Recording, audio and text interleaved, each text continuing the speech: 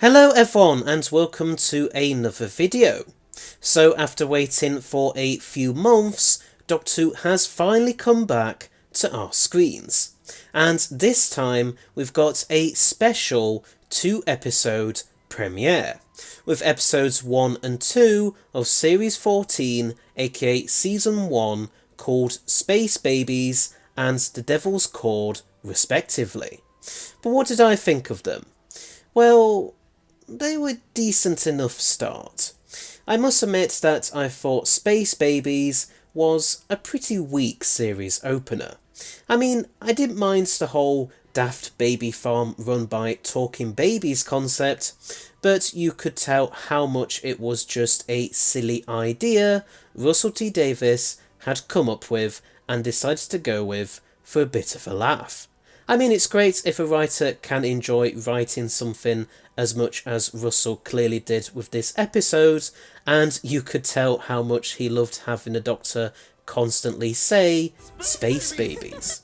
But for the opening episode of a series that's supposed to bring in a whole new, more international audience, it felt pretty lacking really.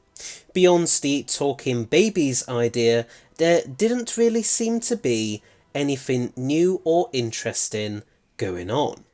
I thought the bogeyman made for a truly terrifying looking monster early on, but once we find out that its name is very intentionally literal and that it's basically another creation or baby of the station's systems, it kind of loses any sort of interesting edge to it. It just becomes another example of the show having the monster or villain turning out to be all good and innocent, which is a pretty well-worn trope for Doctor Who at this point, having been used so much during many revival-era episodes, although I suppose we haven't had it happen for a while, so fair enough.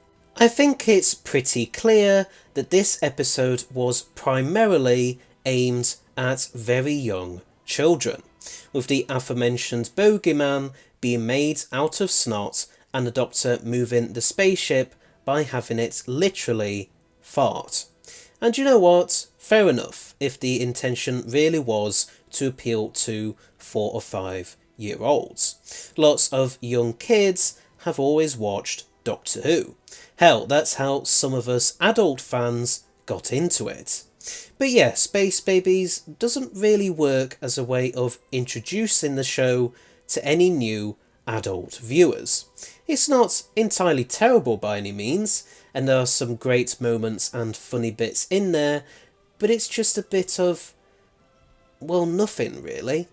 It wasn't really an episode that I was massively looking forward to though, so I wouldn't say I was incredibly disappointed by it, but I do think it could have been a lot better, even if the cast did all give pretty good performances, especially Ncuti Gatwa, Millie Gibson and Golda Rochevelle as the Doctor, Ruby and Jocelyn respectively.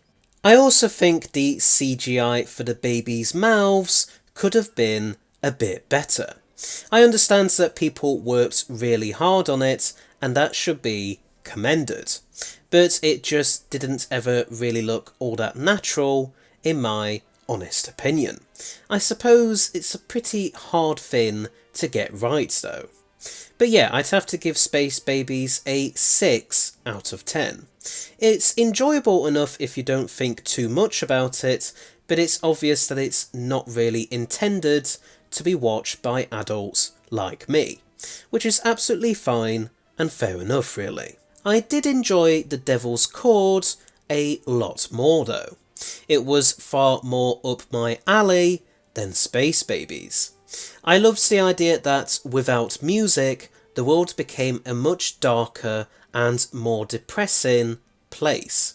I think that really ties in to how much music can have an emotional response and meaning to us. We can listen to songs and feel all sorts of feelings, from happiness and love to sadness and anger, I also loved how terrified the Doctor looked when Maestro first revealed themselves to him and Ruby. You could tell how scared he really was, and Ncuti did a great job in getting across how big the stakes were. I liked the little homage to Pyramids of Mars, where the Doctor takes Ruby to see what the Earth would be like if they didn't stop Maestro. And I liked the pre-title scene where Maestro first appears, thanks to Timothy Drake playing the titular Devil's Chord to Maestro's child, Henry Harbinger, aka Harbinger. I think Jinx Monsoon did a great job at playing Maestro. I know some people thought that she went a bit over the top, and I get where they're coming from, but I think it works quite well as a sign of how much confidence Maestro has as a godlike villain. And I thought the teasers to The Oldest One and The One Who Waits were really intriguing, even if it doesn't make much sense for Maestro to say that The One Who Waits is nearly here when we've still got most of the series to get through first.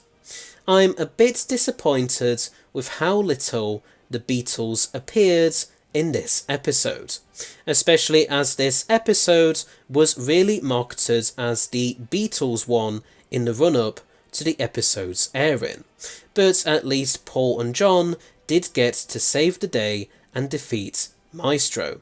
Poor old George and Ringo, meanwhile, didn't even get more than one line each, which is really funny given how many other shows and films about the Beatles have also tended to forget about them. The actors playing John and Paul, Chris Mason and George Capel respectively, did a great job of capturing the essence of them though, even if they didn't look too much like them. And as much as I enjoyed the twist at the end musical number at the end, I do kind of feel like it came out of nowhere. I think it would have worked a lot better if it was how the Doctor and Ruby defeated Maestro, or if it took place whilst Maestro had them trapped in the musical instruments, so that it could take place in Maestro's own dimension, as it were. But yeah, despite all of that, I'd still give the Devil's Chord an 8 out of 10.